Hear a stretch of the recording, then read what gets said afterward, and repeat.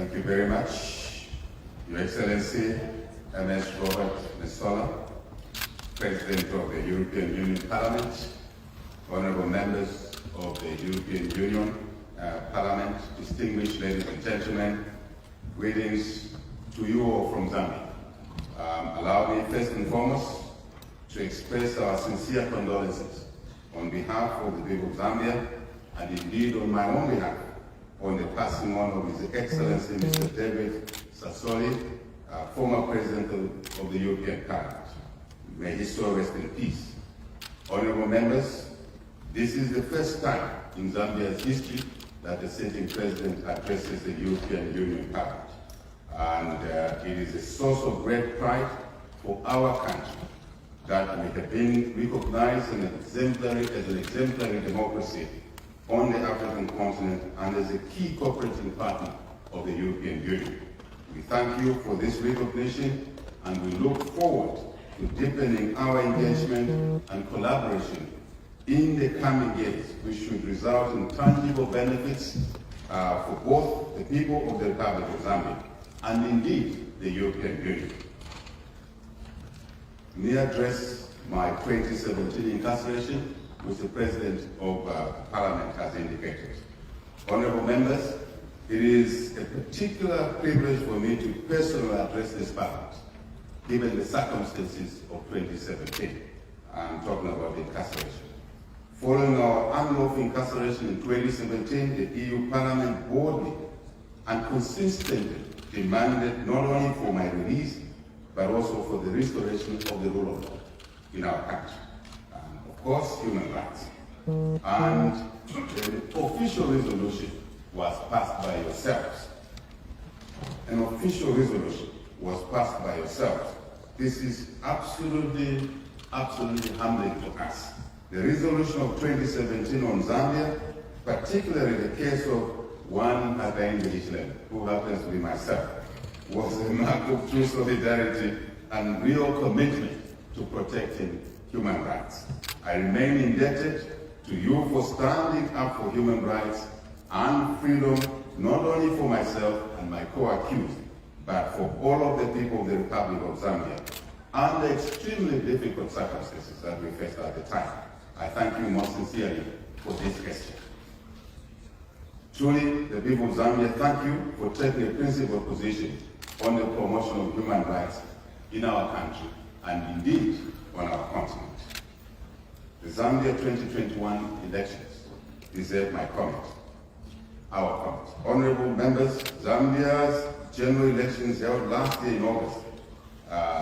In that time, that election, the people of Zambia demonstrated remarkable strength and resolve in their determination to preserve Zambia's democracy by voting out the party then, which was in government, and voting for us into government. It was a very extraordinary display of willpower and people power in the face of economic hardship and indeed political intimidation. In the face of economic hardship, it was difficult for ordinary people to make such a democratic decision as they did in our favor.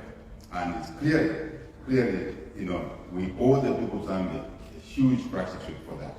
And they decided that they wanted change for better livelihoods, given the circumstances that they faced.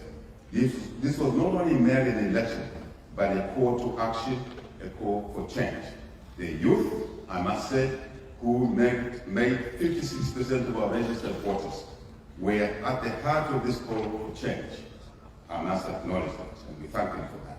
They showed leadership, courage, determination, at a time when Zambia needed those qualities the most, because democracy was under threat at that particular time. On a continent where far too often elections turn out violent, but in our country, we were able to go through a smooth, non-violent transition. Once again, because our country has done it several other times since 1991, when we moved from the one-party state control to democracy, peaceful change then, peaceful change in 2011, peaceful change in 2021. Really credit goes to the people of Zambia for being resilient and for their love for democracy. This is what is Zambia known for. This is who we are. And we intend to continue on this path on our continent, which sometimes is described negatively. Not sometimes, but most of the time, I must say. Honorable members, as we reflect on this achievement, I wish to once again express our sincere gratitude to the European Union, yourselves, who together with others deployed a physical observer mission in our country to observe elections led by one of you here, honorable member of this House, Madam Maria Arena. Thank you to you, Madam, and your team.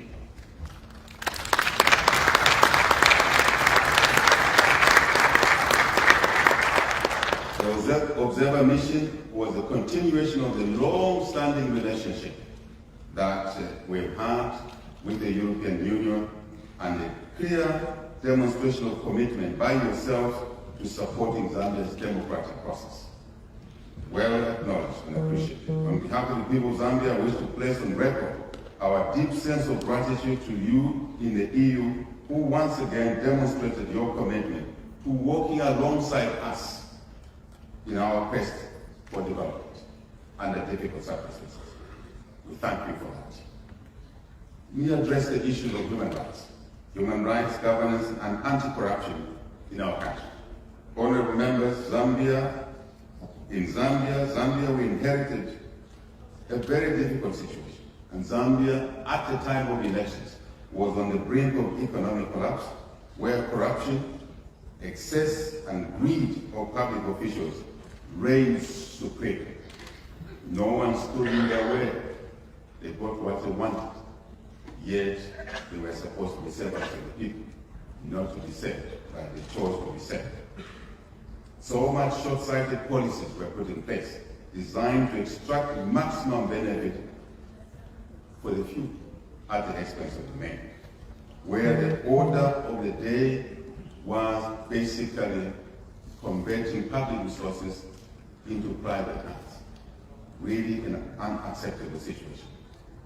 In the Zambia, we inherited freedom of expression, freedom of association, civic participation was attacked. Our democratic institutions designed to ensure checks and balances were compromised, ladies and gentlemen, honorable members of this House, and reduced to mere instruments of dominance for those who held power. Very evident.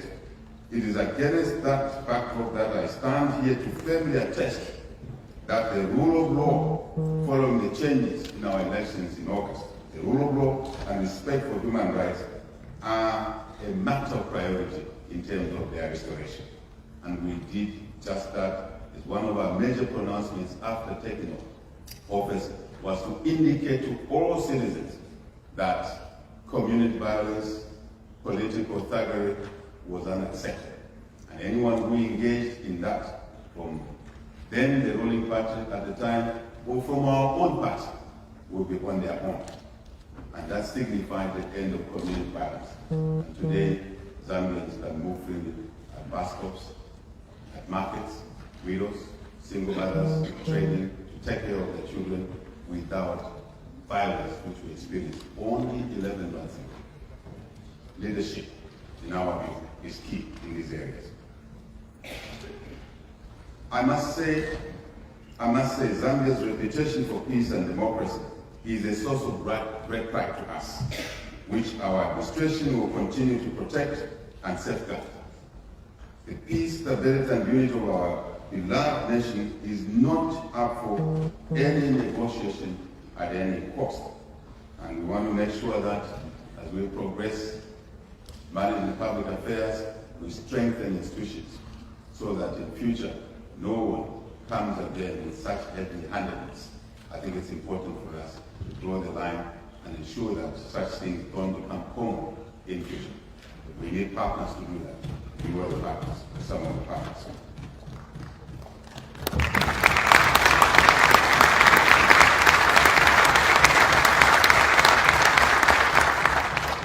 A free media is indispensable,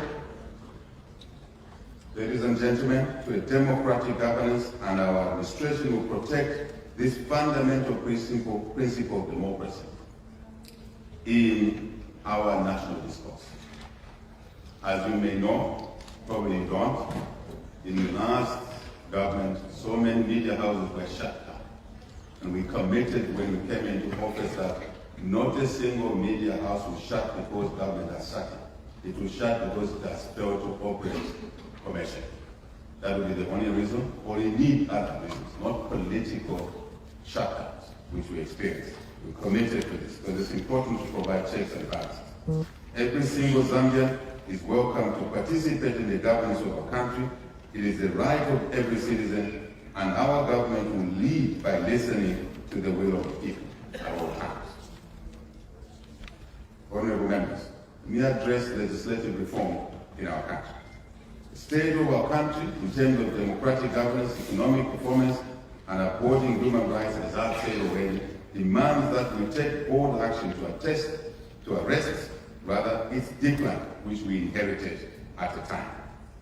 This is why we have placed reform at the very top of our agenda. Amongst the critical issues that we place particular attention is the legislative reform, as I said, to curtail excesses of the past. It's important that we just don't legislate, but we also strengthen institutions, oversight institutions, because it's not possible to legislate and expect results without actually ensuring compliance. And compliance is better delivered by institutions that will outlast the political party in office. Very important to us. Honorable members, as part of these reforms and in response to extensive recommendations, yet again, I must say, by the EU Observer Mission, I see her seated over there. Thank you, madam. Thank you very much. Your extensive recommendations by your missions and others, our government will undertake, is already started, undertaking significant electoral reforms. Electoral reforms that will tackle inherent weaknesses in the system and mainly to progress towards increasing the independence of our electoral commission, our electoral board, because this is important to ensure participation of citizens is guaranteed, transparency is guaranteed at all levels of political, competitive elected offices, grassroots up to the presidency. Very important to us. We comment a little bit about our youth. Honorable members, as an administration, we regard our election not as a triumph, but as a challenge. Very important. Our challenge over the next 5 years is to lay the foundations that will see a prosperous future for Zambia's future generations.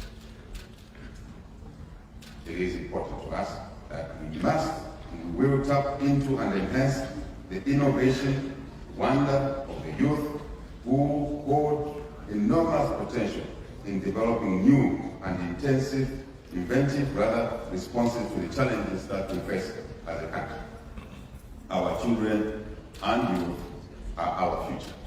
As it is here, no question about it. It is in them that we shall invest in the coming years. Invest probably disproportionately high in skills development amongst our youth. Because it's very, very important that we do that. And we want to rebuild our economy and repair the social fabric of our country to create opportunities, as I said, for skills, for jobs, for self-employment for our youth. This is why our administration has made primary, ladies and gentlemen, and secondary education completely free. Even in a challenged environment with a restricted treasury, our first budget delivered free education, universal education for all our children, especially children from disadvantaged families and underprivileged families.